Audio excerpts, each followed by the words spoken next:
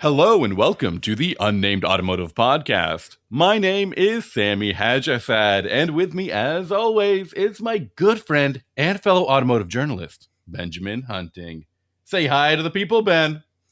Sami, do you think we all participate in a shared common reality, or do you think that our perceptions are colored to the degree that what I perceive in the world is not necessarily what you perceive? I will answer that question as soon as you say hi to the people, Ben. We can't start the show. We can't answer each other's questions till that happens. You know Greetings, corporeal and non-corporeal listeners. We are governed by a pact we made with some witches, and we need to do the podcast like this in a specific way.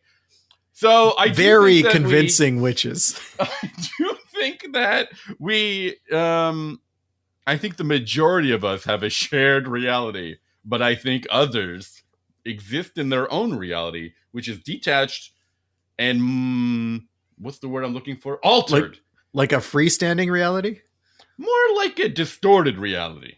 All right. Okay. Controversial, but okay. What were your thoughts on the subject? Oh, I have no thoughts at all. Let's move on. I wish I could have said that. Ben is my very good friend, and he's also an automotive journalist. I would like Ben to plug a couple of the recent publications that he's written for, and then we'll get on to the real juice of this episode. Right, Ben? You can find my work, juicy or dry, at Motor Trend, at Haggerty, and at Auto Trader. I don't want your dry work. Well, you're the one who brought up the juicy factor. I want the wet work and only the wet work. I don't think that means what you think it means. I think your CIA days are starting to leak into this current shared reality. That would be a concern. You can find my work at autotrader.ca and driving.ca, as well as driving.ca's YouTube channel. We've got some videos coming out there. I think there should be a review of the Grand Wagoneer. I probably said that in the last 4 episodes, but they haven't published it, and I'm not in control of that. So, you love Grand Wagoneer video coming soon.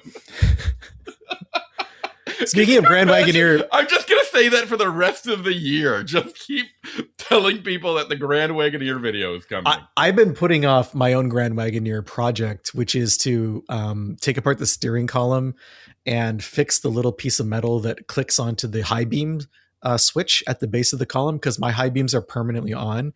And wait. If this is a first-time listener, they should understand that I was talking about a 2026 model Grand Wagoneer, and you're talking about a 1919 version of the a 1919. It's powered by steam, and it has those funky like a Leonardo da Vinci style rotary copter wings on it. Yeah. What year is yours again? 1987. So I want to put in new headlights. There's Holly makes some headlights that are LED but look exactly like the stock headlights. And it's very dark out here in the country. And there's a lot of deer and wildlife and stuff. So I've been driving it less at night because my brights are always on, but they're not that bright. They kind of suck. But the problem is I can't put in new headlights until the brights are off, because if I put in LEDs that are always on bright, I will literally be murdering people as I drive down the road, because that is a blinding offense. So there's that. And I ordered a new hood release cable that I have to install. So the projects just keep piling up, but it's been really hot here lately. I'm going to go with that's why I haven't worked on my Jeep in a year on those particular projects. And it's been so hot that I go in my garage and I come out and I immediately have to change my clothes just because of how humid it is. Yeah, the heat has been killer, and I think it impacted one of my car reviews this week. There was something else you wanted to talk about with your tires, wasn't there? Well, I wanted to do a tire review, but we don't have to do that at the top of the show. I'm still driving the Hankook Ventus AS1s, and I've had the chance to put some pretty decent mileage on them now, so I have some thoughts. Excellent. Okay, let's get into my review first, and then we'll get into yours, and we'll talk about the tires right after, okay? And we also have some listener questions to talk about. Feedback. Questions or feedback? I think it's a little bit of both. Okay. The car I've been driving this week, and I've been very excited to drive it and talk to you about it, is the 2026 Subaru Trailseeker. It's important to note that Subaru has a whole new like lineup of electric vehicles with new names that we're going to have to get used to, but these are easier to remember than a bunch of alphanumeric names that other automakers are pulling off. Remember when they tried to go alphanumeric, alphanumeric, and we had the Crosstrek XV? Was it XV Crosstrek or Crosstrek XV? You know what? The fact that we can't remember shows how problematic it is to have nonsense and the characters.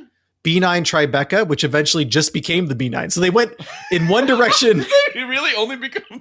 Yeah, they went in one direction and then the opposite direction. So I'm glad that the B9 was the last of these. Although, you know. And where did their failure land them? Right back here where there's just words and names. I have to say, there is still one nonsense name in the Subaru lineup. I think two. Well, there's the BRZ. Yes, that's one. And what's the other one? Finger out. WRX. So the WRX is not a nonsense name.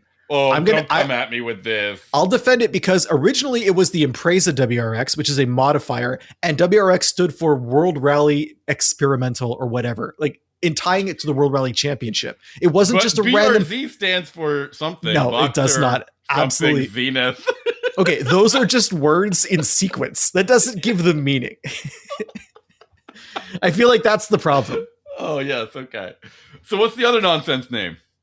There isn't one. There's just one. You're the one who said there were two. Oh, I said there was two. BRC and WRX, but you've decided to defend. So the WRX was it's become nonsense by default because it's lost its Impreza aspect. Okay. Through no fault of its own.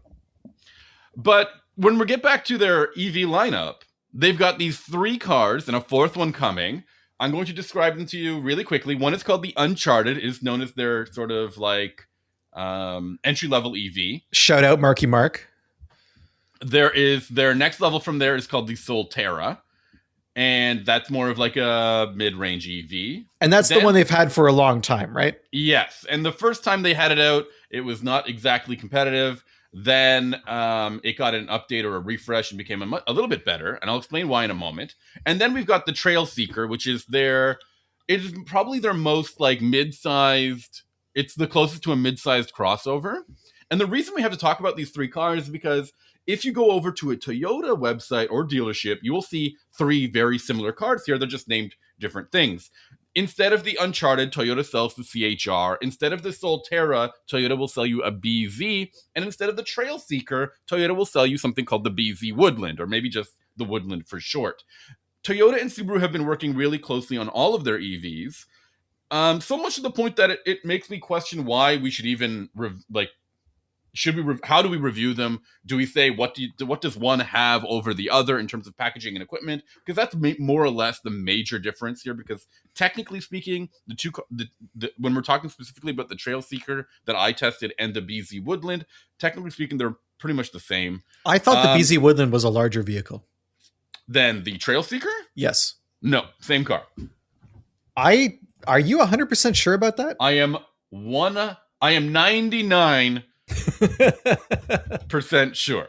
But now every time we think about it and there's a gap of no speaking on the podcast, I'm losing faith every second. Can you confirm? Are you confirming? Oh, I'm sorry. Also going to add, I'm going to add one more car to this list of twins that Toyota and Subaru are working on. It's the Toyota Highlander and the Subaru Getaway. What a name. Getaway. Sorry, I was wrong. I thought you were talking about the difference between the BZ and the BZ Woodland. Not the Trailseeker and the BZ Woodland. So I retract my objection. And I think the specifications of those two cars. So let's talk about this. We'll stay on the Subaru side of things from now on. Yeah, let's just talk about the car we're reviewing. That sounds like a good idea. The Trailseeker and the Solterra should have a lot in common. Let me make sure that is true. They don't really. Let's be clear here. So when you came to the racetrack last week, you were driving the Trailseeker. Yeah. And it was a car.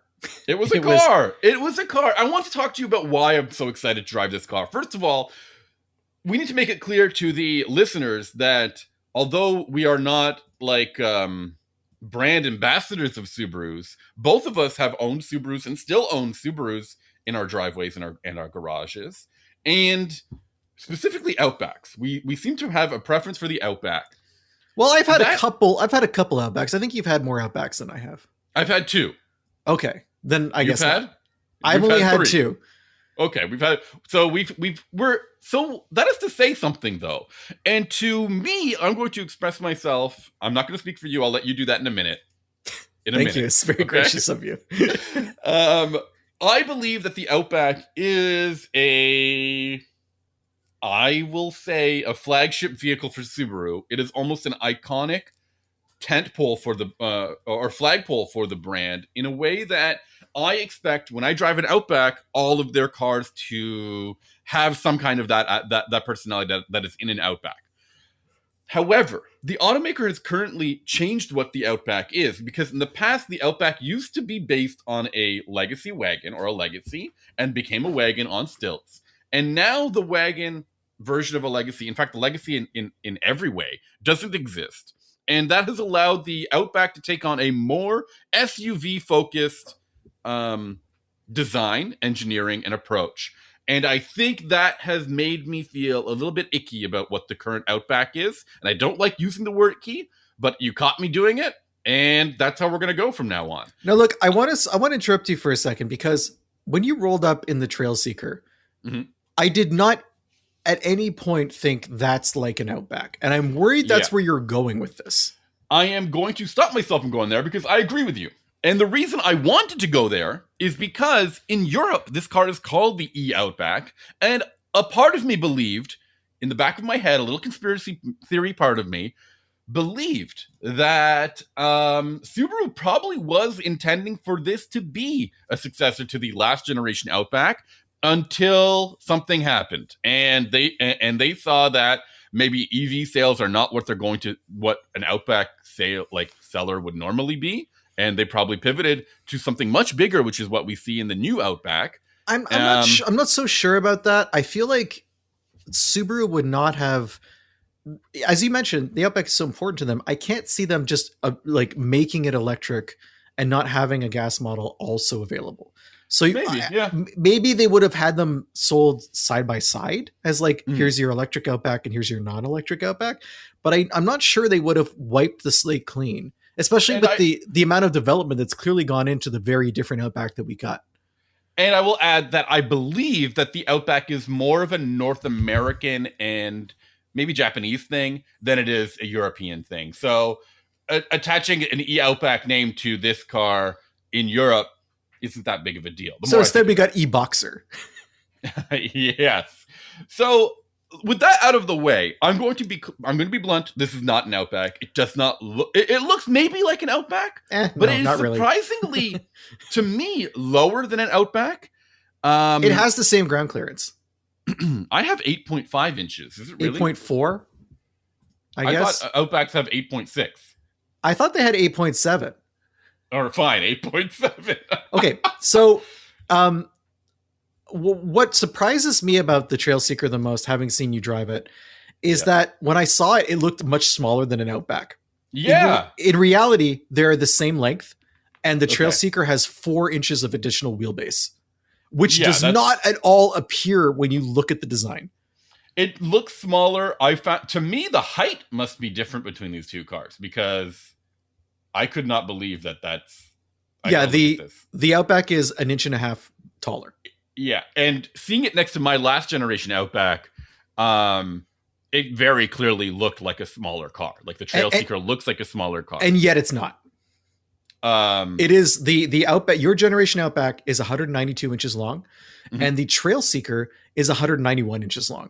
So the difference is minuscule, but there's a huge difference in wheelbase. And I want to ask you, does the second row seat feel bigger because of that? Like literally, it's 4.5 inches of more of wheelbase that you get in the electric model. I will say that the second row is pretty spacious in this car. It's not amazing, and it is definitely feeling more spacious than my Outback for sure. Okay. And I'll double check on what it is compared to. I'm looking right now. I think it's the same between the two. Yeah. 897 millimeters of rear leg room. Millimeters. That's totally useful measurement. I'm glad when they provide that. My biggest thing was it was significantly lower than my Outback. I also Do you Found it think to that be was? Do you think that was seating position as well? yeah, I think so. Yeah, it Okay. felt like it was lower to the ground. This felt like a wagon. I'm going to be blunt. I'm going to say this part out loud, make sure everyone hears it. This is an electric wagon, Mm, and I think that mm. people should get that out of the way, because a number of things turned me off about this thing. Turned me off.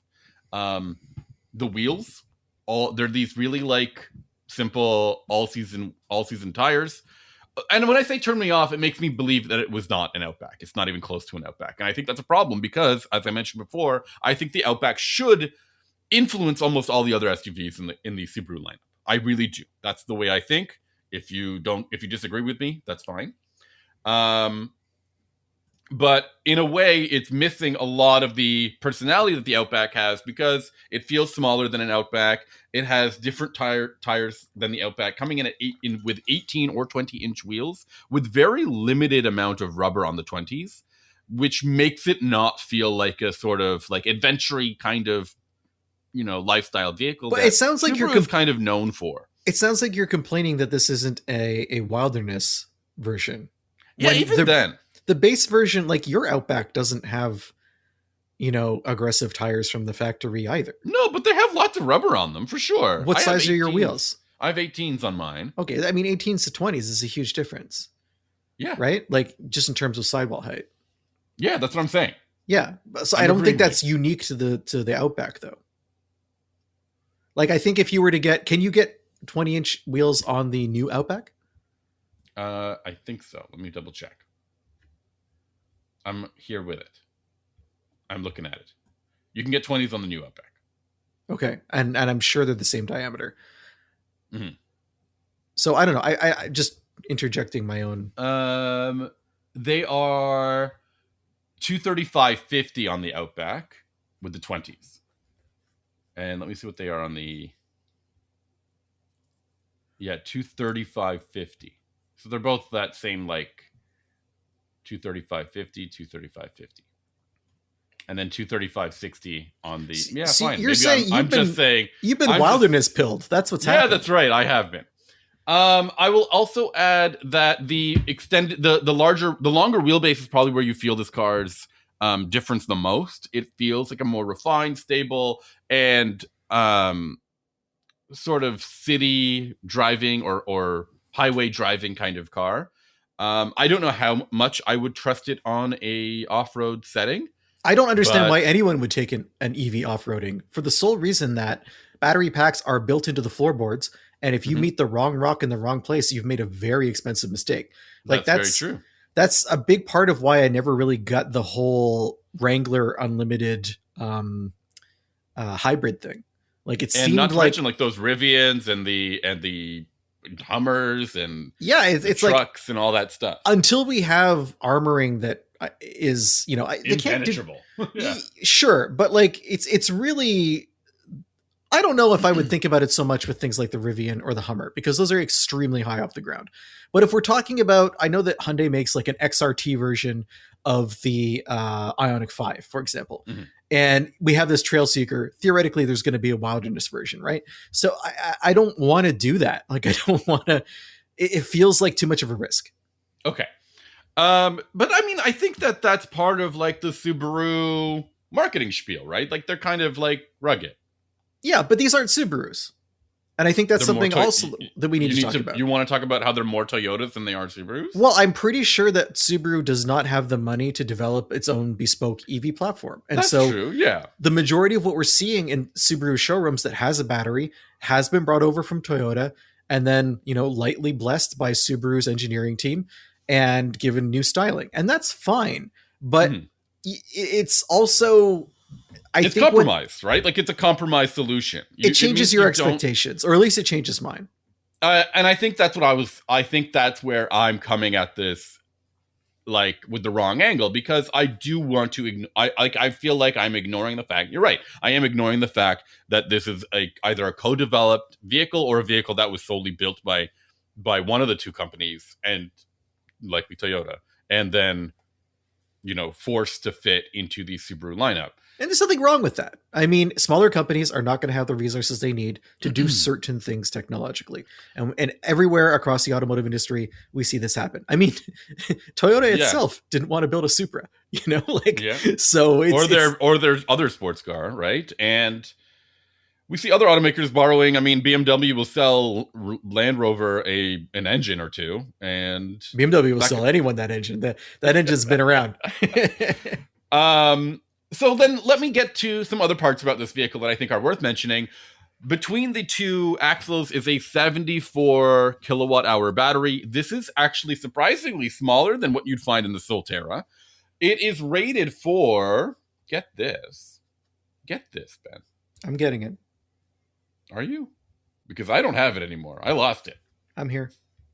It's rated for, how did I blow this? I don't know. Valuable advertising time ticking away. 200 at its best, 281 miles. More often, all the other models are rated for 274 miles. And all the other, what models are you talking about? The entry level model is the premium. It gets, for whatever reason, it has 281 miles. It's probably the wheel size. Yeah, and everything. Yes. Are they all-wheel drive? Yes. Okay.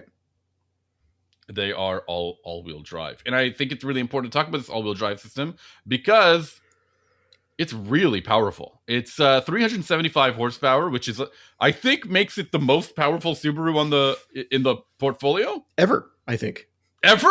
Yeah. I forgot that the STI was like stuck at 300 horsepower for like 3 decades. Excuse me, 305. I think there were special models that had 315 or something, or 350. Maybe, I don't know. Those are but legends. That's true. And there was like the 22B must have had a secret amount of horsepower. No, I don't think so. That was 76, but that was the 90s. So 375 horsepower means that this thing can hit highway speeds in like 4.5 seconds or 5 seconds, something like that, under 5 seconds. Which is really fast for a Subaru. It's really fast for a crossover. It's really fast in general. The other thing that's worth pointing out is that it uses the Tesla style NACS charging port. I had to use an adapter at a public charging station. I did not enjoy using the adapter. It felt like the worst experience I've had yet with an adapter. Welcome to my world. It is like, well, because I'm using that massive CCS adapter. I know I don't have a level 2 charger at home yet. But that massive CCS adapter, I feel, is putting some strain maybe on the port or something. And I just haven't figured it out because there were so many moments when that connection was not being received by either the car or the charger. So I didn't really have a great time with that whole thing. It did have some pretty good charging rates, though. There was, I think, in the 120 kilowatt charging range. I'm going to double check because I might have had it maybe even faster than that. But that's faster than it used to be, but it's clearly not as fast as it has ever been. What's it rated at? 1 second. Because 123 was my highest. Because the Mustang Mach-E was like 150 6 years ago, right? 150. Or whenever it came out. Yeah. I have 150 as the max. Okay, so that's a little weird. Because you see other automakers just pushing the boundaries on that? Well, whenever I see a new platform or one that claims to be new that lags behind older platforms, I have questions. And I'm going to assume that for the Trailseeker, it's because it's a 400-volt platform. Is that correct? I am double checking I don't have the platform, do I? No. Because almost every EV that charges at a high rate of speed is 800 volt, except for Tesla, which uses its own proprietary 400 volt thing. And they're trying to move those cars to a different type of charging system, from what I understand.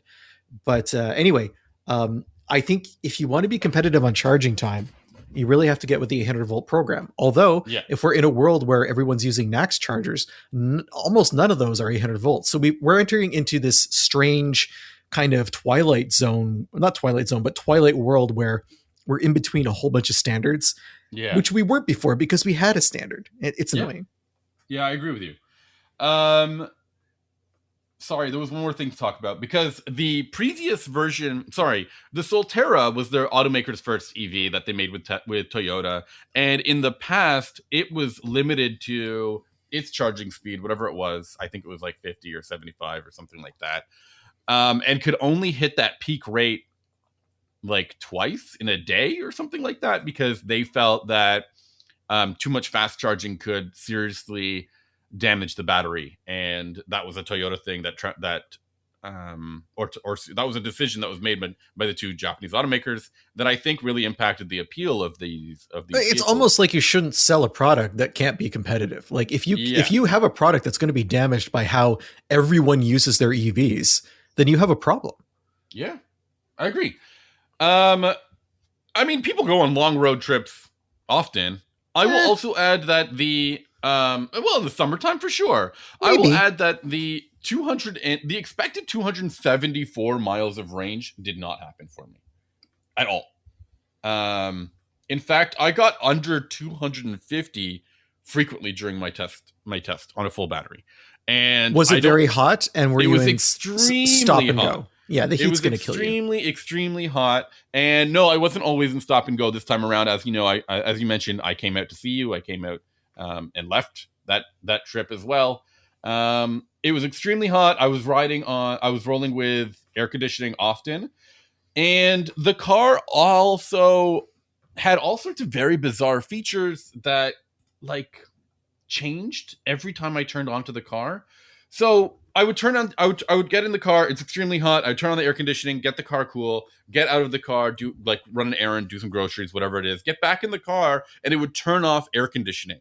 It would default to some sort of climate control system that was AC free.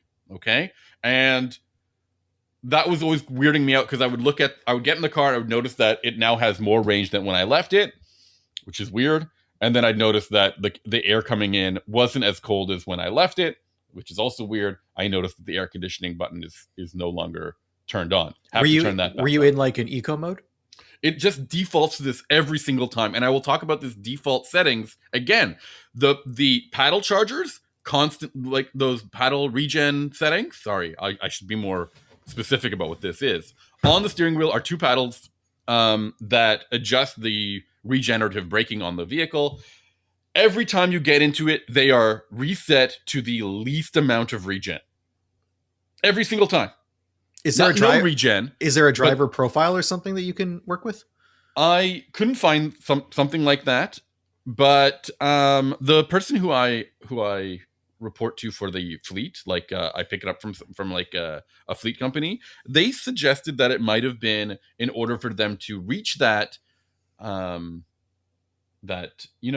is it called? The EPA testing is made to be done through like the most default settings. They don't put the car in any specific modes or anything like that. So they believe that it goes into this like AC off mode and regen mode to try to maximize the testing procedure that is used by the or that is used for the EPA. Again, a problem that's been solved by every other automaker, right? Very strange. It has 3 drive modes: Eco, Normal, and Sport. Again, Sport really pushes you back with that 375 horsepower. I was really impressed by how much performance this thing offers, but I truly struggled to figure out how to meet the 270 miles of range or 444 kilometers of range for our Canadian listeners. It was really the most frustrating aspect of this car because I wanted to like it for so many reasons, and I thought that would have been a redeeming factor for me. And it really wasn't. I'll also add the interior design also lacks the sort of like Subaru appeal that I've come to know. It totally feels like a different car because it is.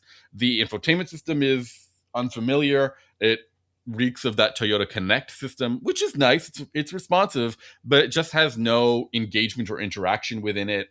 I also have a bizarre feeling for the Squircle steering wheel. It's not a circle in any way or form. It is like a squared off circle. Nobody wants that. I think it's done that way to accommodate the propped up digital dashboard on at the end of the dash, basically. Again, that's another Toyota design cue. awful, right? It not awful, but like it is weird. It's compromised, and I think in the past the round steering wheel would have cut into the view of that What I don't get about display. it is no one's asking for it. Like we've had Yeah, gauge clusters in the line of sight for, I don't know, 100 years. And now car companies are like, specifically Toyota, are like, what if we put it all the way in front of the windshield? yeah. Is that convenient for you? Do you want to do you want to wear a third set of glasses while you're driving? And what's worse is, yeah, as I said, like typically you have to adjust the steering wheel to accommodate being able to see over or under your top loop to see that gauge. And it just, I think Subaru tried to figure that out with these squared off steering wheels. I don't like it. It's a very strange feeling. And then finally, I used to be a robot apologist, but the Subaru eye-seeking robot, I think, has been replaced by a Toyota one, and the Toyota like nag is really bad. It's really bad. really bad. I did not know it could be this bad. Every single thing I do, the car has feedback for it. It sounds like my mother. It's insane. It is like if you don't put on your, if you close the door and don't put on your seatbelt fast enough, it chimes at you. If you go to check out the infotainment screen, it says you're not paying attention to the road ahead. If you've got your hand lightly on the steering wheel, it is insistent that you need to be holding onto the steering wheel with both hands. This awkwardly shaped steering wheel. Do you want to It maybe is so. do you want to maybe go back a little bit and talk about your feelings towards your mother? Yeah, she's always got something to say. Okay. I am so unimpressed by the sensitivity of this safety system. And that is something that I did not feel in the past. I didn't think that Subaru's, I can't remember what it's called, driver focus, No one knows. It something doesn't like matter. that. It doesn't matter. I remember being on the launch program for that and not having that same frustration with it, and I found it to be fine. It wasn't as much of a nag as this, but this is absolutely infuriating. Every time you do anything, I'm looking for a parking spot, it's mad at me. I'm looking at the infotainment system, it's mad at me. I'm looking out the window, it's mad at me. I'm checking on my son, it's mad at me. It is constantly beeping and chiming. This is a feature that needs to be turned off, and I do not like that. You're paying for a car that's supposed to be really safe, and you're now being forced to turn off safety features because they have an inadvertently annoying result. Anything else you want to wrap up with on? Yeah, the pricing vehicle? wise, this thing starts at $40,000 and tops out at $47,000. That's in the US. That pricing lines up, it overlaps with the Outback. So it's very clear to me that these two cars are, or like, they're different. They're just different places in the lineup. They really do overlap each other, and I think that's very strange. Most automakers try to find a way to bookend pricing spectrums with other vehicles, not directly have them sit on top of each other, which is I crazy. think they probably feel it's a different customer. Yeah, I think that's fair. I think that's, now after driving it, it is a totally different car than every other Subaru that I've driven, because it is more of a Toyota in many ways. So many things about this thing are frustrating. I don't necessarily think it's a bad car. I think it's a car that people have to drive, have to understand, and because there's a lot of space, there's good performance. If you've got that level 2 charger at home, you'll never have to worry about the dongle or anything silly like that. Well, you probably have to worry about the dongle because not many people have a NAX charger at home. Sure, but I mean, it's not in the dongle the same way that massive CCS dongle is. And you might not have to be worried about the range every single day as I was. So in those ways, I think those compromises are manageable. Those like negatives are manageable by the right buyer, and I think it's an okay car in the long run. It is not, just do not expect your traditional Subaru. That's it. Okay, so I drove a car that's much more than okay.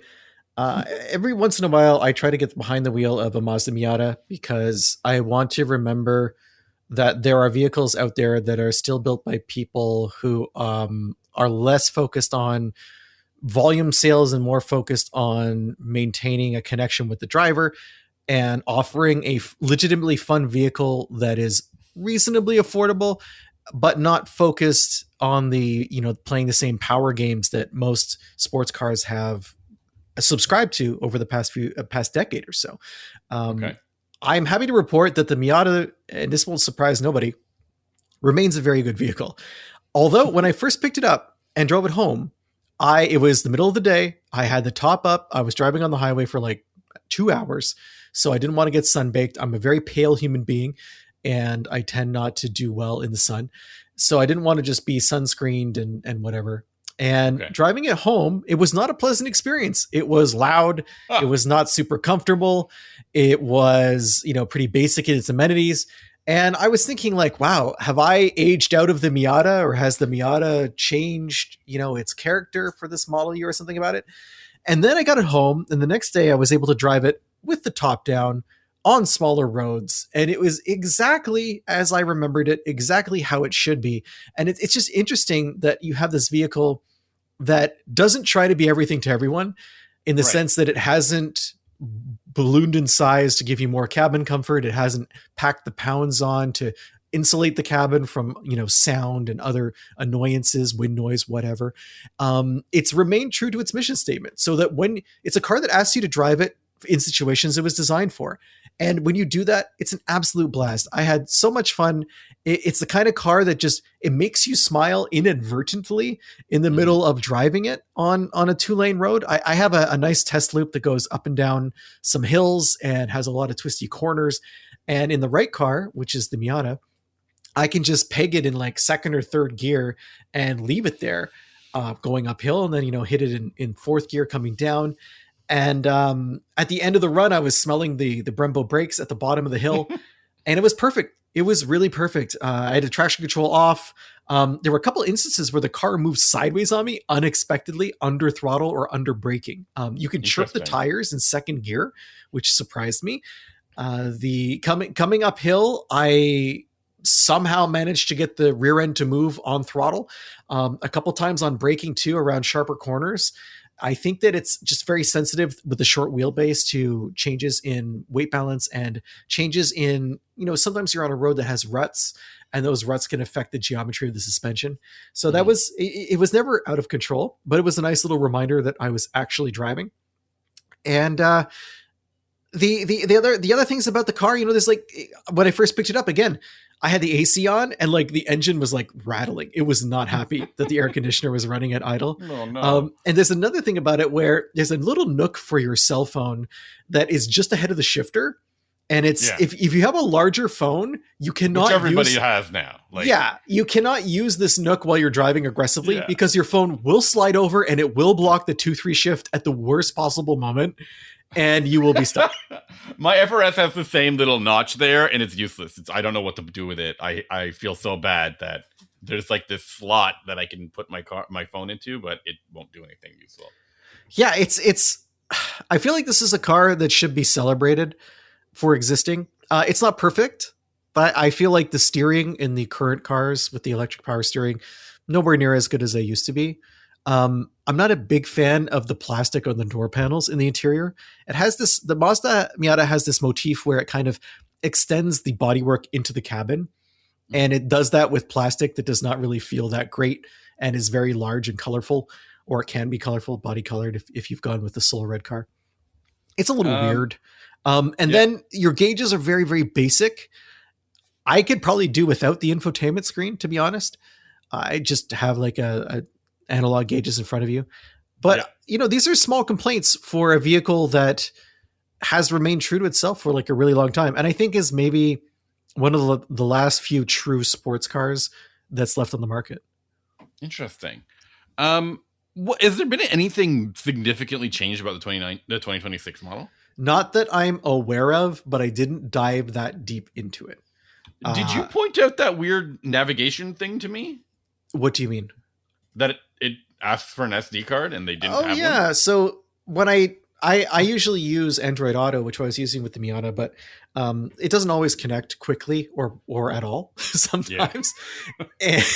And at one point I pushed the navigation. How long has like Android Auto been out now? And it feels like more like there are more chances for it to let me down. The real now. question is, how long has Bluetooth been around? And we I haven't don't think perfected Android that. Auto works on Bluetooth. I think it works on some weird Wi-Fi thing. But it requires I'm pretty sure it requires Yeah. a Bluetooth connection to make the initial handshake. Right, okay. Anyway, when you push the navigation button and you don't have Android Auto loaded up, it brought up the navigation screen on the Miata. Okay, that's fine, except it just showed me like basically a big compass, and it said you need an SD card with maps on it so that you can actually use your navigation. You can get one of those from a dealer. First of all, what? Second of all, how did I get the press card that doesn't have a feature activated? That seems strange to me. That's very unusual in our business. If a vehicle has a feature, almost all of the time it is available to be tested. And in fact, some automakers are really good about being proactive. They reach out and say, hey, if you want to use the GM in particular, we have an app for this car and here's how to use it. And here's an account you can use. The account and the password. It's very helpful. Yeah. So that's I don't typically test that stuff because I feel like that pushes away from what the car is and moves into the consumer experience, which is going to vary depending on the phone you have and how comfortable you feel with that type of technology. I don't think it's always useful to talk about that unless it's egregiously weird. But in the case of this system, it's a hardware system. It's in the car. It's weird that it wasn't active, but it's also weird that Mazda doesn't just give you maps. Like, I'm trying real hard to understand why a company would offer a navigation system but not give you the maps in a brand new car. Are there other companies that do that, Sammy? I think Toyota does something similar. You have like every time I get in a modern Toyota, it like tells me I need to sign into an account to use the navigation system. But signing into an account is a different thing than not having the feature there. Yeah, I guess that's true. And I don't have the account, right? Like I'm just like standing there looking at it like I don't know what to do now. So I thought that was strange. But again, who cares? It doesn't, for this vehicle, it doesn't really matter. The trunk size doesn't matter. Limited interior storage doesn't matter. This is a low powered, fun to drive, balanced, well-connected car. There were almost none of those left. Like this is the BRZ, I guess. Yeah. Which is much heavier, but still pretty good. Is there anything else? I don't think so. I will say that I love the way you described it in the way that I have always called my car a palate cleanser, in the way that I drive, like every time I get in and out of a press car, I drive my car from one place to another. And it might be, it's typically a very straightforward shot on the highway and everything like that. And I feel really happy that this car exists and that I own it. It's the car that I would spend money on. And I don't think there are a lot of cars that we test drive this way. And I think the Miata is one of those that just goes, oh yeah, I get it. This is what somebody would actually spend money on, and enjoy every aspect of it. It would accomplish the job. It would accomplish the goal of the car, which is to be fun to drive, to be simple to drive, and no compromises. It's just sad that there's no competition for it. In the exact form of like a rear wheel drive two-seater. There really isn't anything at this level, at this price, at this size. And yeah, I suppose there used to be more. There was the S2000, there was the Fiero, there was going those back. Those weird GM twins, right? Like the Sky and the Solstice. There used to be sports cars that didn't have super fast turbocharged engines.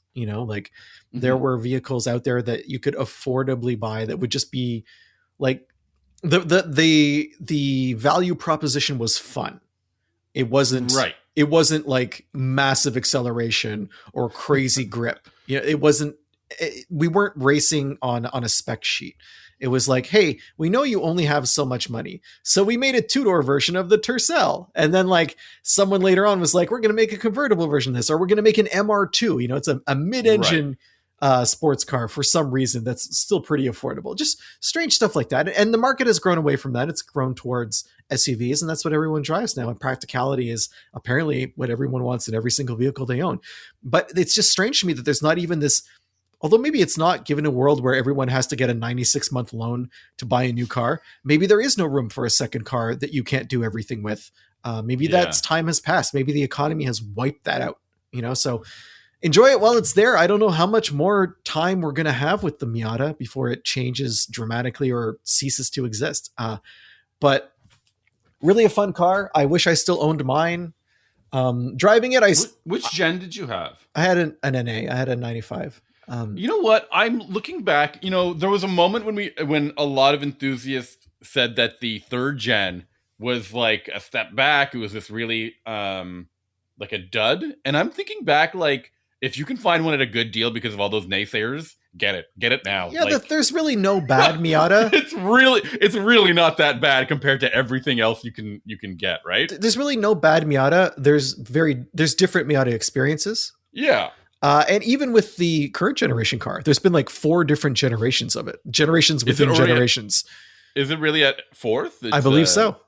So. And there's been problems with the car. I know they had a lot of trouble with transmissions. We had a friend of the show, Stefan, talk to us about that. Yeah. And the issues that he had with his car.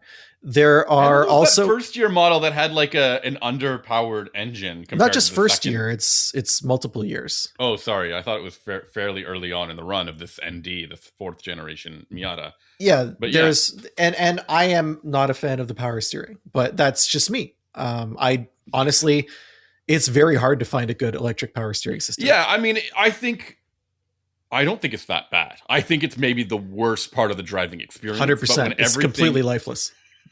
But when everything else is pretty good, it stands out. Yeah, and it stands out because, like, beggars can't be choosers, right? Like, where else am I going to go? Just nowhere. Yeah. It's, you talk about getting into your car after driving modern cars and being like a palate cleanser. For me, it's like anytime I drive something with hydraulic power steering, yeah, I'm like, oh yes, this is what steering feel was like. I mean, I don't know. We all have, I don't mean to make it about my personal car or whatever, but I love that feeling of just, I'm going somewhere and occasionally the RPM scream up to 6,000 or 7,000 RPM and I'm not breaking the law, but I'm having a ton of fun. Like it's cool. It's that's a really cool thing. That is an underrated aspect of affordable sports cars. It's just being able to, I think of it a lot when, in my Miata and in the past and in my Z now on the track, where I'll be going uphill through a corner behind a Corvette and I'll have my foot to the floor, Yeah. And I know that Corvette is like at 25% throttle. Yeah. And then I ask myself, who's having more fun here? And that is a valid perspective when you're looking at momentum style cars, where the goal is to brake as little as possible and maintain your speed through every situation. It's a different approach to performance, and it's neither better or worse than a power-based approach, but it's different. And maybe that's what you like. I know the older I get, I've said it on the show, the lighter I want my cars to be. It's honestly all I think about when it comes to performance. How light will the car be? And that's my personal taste in vehicles. And it's part of what's disconnected me in a lot of ways from modern performance cars, because we're all now about huge power and gobs of mechanical grip. Yeah. I mean, the thing is that and every car it's easy probably to get an electric car to go fast and to offer that grip, but it just isn't the same feel. It just isn't. It is 100%. It's not like apples and oranges. It's like grapefruits and apples. Like it's a totally different thing. So a couple more things I want to talk about on this week's episode before we say goodbye. And that's, I've had the chance to drive the new tires for Outback quite a bit more. Put about 400 or 500 more kilometers on them since we last talked about them. And I've got some good impressions. So far, the tires are really smooth and they've quieted down. I remember mentioning that they seem like they might have been a little bit louder than what we had on before, but whatever initial wear has had to happen to change that, it seems to have happened. The car is much more confident on the road than it used to be, and also comfortable. So it's a nice mix of comfort and control that is a huge step up from the somewhat worn, but not too bad, kind of generic all-season tires we had on it before. Again, it's an Outback 3.6R. It's not a performance machine. It is pretty heavy. The suspension is a little bit floaty, but the tires have made a difference. I think to the point where the tires are probably much better than the shocks and the coils, just in terms of what they have to offer. So I've been impressed with that. The only issue that's come up with the tires so far is after a recent trip of about 300 kilometers, the car started pulling to the right a little tiny bit, and the steering wheel is a little bit off center. Now, I don't remember hitting any potholes in the vehicle, but we're in Quebec, where potholes lurk at every corner, where when I close my eyes at night and go to sleep, I pray that I will not open my eyes and see a pothole hovering over me in my bed, waiting to destroy my shocks. So, I mean, it's the breeding grounds of potholes. Let's be clear. This is Quebec exports more potholes to the rest of the world than any other place. And I think Hamilton's coming up. It is our number 2 industry. And anyway, number 2 industry.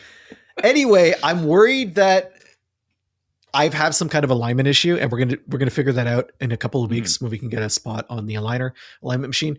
But it also might be a tire problem. You never know. These are new tires. Maybe one of them's out of round. I don't have any vibrations or anything.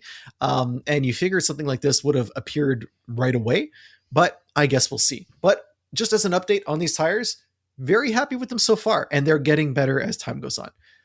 Okay, great. Thank you for the update. I appreciate that. Ben, what are we talking about next week? Well, we have one more thing to talk about. Oh, Sami. yeah, we do have something to talk about. So Elizabeth wrote into us about 3 weeks ago, and we had a couple of guests on the show, so we were not able to get to their comments and questions, etc., in a timely manner, and we apologize for that. We did reply on email, so we hope that we were helpful and we were able to address some of your questions. But more comments than questions. Elizabeth talked about how they have a Cadillac Optic, and we've complained in the past and recently about backup safety systems that like just trigger all the time for things that aren't there or things that are far away enough that they're not a problem, and how terrifying that can be. And they mentioned that it's so dramatic in their car that every time it breaks, they feel like they've actually hit something. And that is something I can really relate to as well. But I said it in the past, but it's so terrifying when your car stops because you automatically assume it's made the right decision. And that suggests that you missed something. It's like when your passenger goes, oh, or like points at something. I always freak out when that happens because I assume they've seen something that I haven't. And I go into like, okay, I need to react to this mode. Most of the time I don't have to react. Right. I agree. I believe I used to have the worst experience with Stellantis vehicles. Yeah. Jeep was really bad for a long time with this. And it would be like when you're parking in an underground parking spot or like a parking structure, when you're parking next to a pillar, it would really not like that experience. It would be beeping, it would be slamming on the brakes, and I'm just like, it's a pillar, it's not going anywhere. We're okay here. Some of these systems were so bad that some automakers offered like easy offs where you could very quickly disable them because I think they knew they had to have them there, but they didn't necessarily know how to tune them so that everyone would be satisfied with them. So that was kind of funny. And Elizabeth also asked us if we could review the 2027 Hyundai Santa Fe Hybrid. Sami, that's very much a you vehicle. I'm on the case. I'm working on it. Yeah, I know that you have that in your sights, and that's something we hope to get on the show once they become available. And it's interesting. What I find most interesting is that Elizabeth is an empty nester but wants more room, and that is a perfect car for that. Yeah, this is a demographic that we've talked about. The Santa Fe Hybrid is a 3-row vehicle. Mm-hmm. And we've talked about how a lot of these 3-row vehicles are intended for people who are going to occasionally use the 3rd row. And I feel like that is the perfect example. You know, it's like they're marketing a vehicle that you look at it and you're like, oh, the only person who's going to buy this is someone who has like 4 kids that they need to transport all the time. But no, it's someone who wants the space. And maybe they're going to use the seats one day, but they don't always need them. And I wonder if we're going to eventually get to a place where these rows become optional. where we see, because if you think about it, if you're a car company, optional or removable, like old vans. I don't know, because removable seats are a sticky wicket. You have to have enough room to get them in and out of the vehicle, and you have to have a certain amount of strength and dexterity to do that. They can be so awkward and really difficult to deal with. And asking a customer to do that, I think, is sometimes too much. But if you think about like weight savings that you would get from removing a seat if a buyer truly didn't want it, that might be something that is appealing to car companies. Although we've seen that like they're perfectly happy to sell us like a 6,000 pound RS6 wagon. So like, who knows, right? Like, maybe I'm just fantasizing that car companies actually care about curb weight. Well, but anyway, thank you, Elizabeth, for writing in. Sorry it took so long to get back to you on the air, so to speak. Sami, if other people wanted to reach out, how can they do that? I recommend going on to our website, unnamedautomotivepodcast.com. You fill out the contact form there, and it lands in our inbox. Or you can send us an email the old-fashioned way. It's benjamin@benjaminhunting.com. If you really want to, you can reach out to us on social media. Ben and I are on... You can find us on Instagram, I suppose. I'm at Sami_ha, like you're laughing. Ben isn't as active on Instagram. I'm not on Instagram at all. Don't find me on Instagram. Don't even bother him on Instagram. Maybe Blue Sky. Blue Sky is a good place, at Hunting Benjamin. There you go. What are we talking about next week? I'm going to be talking about the first Lotus that I've ever driven, Sami. Ever? Ever. Ever. Ever, ever. Like Outcast style, ever, ever. That's really cool. I can't wait to hear you. Wait a minute. Is it a really big EV? Tune in next week. And I'll be driving the Ford Bronco Sport, and I've changed my mind about the Ford Bronco Sport, and I'll tell you what I mean about that next week. All right. Bye, everybody. Bye-bye.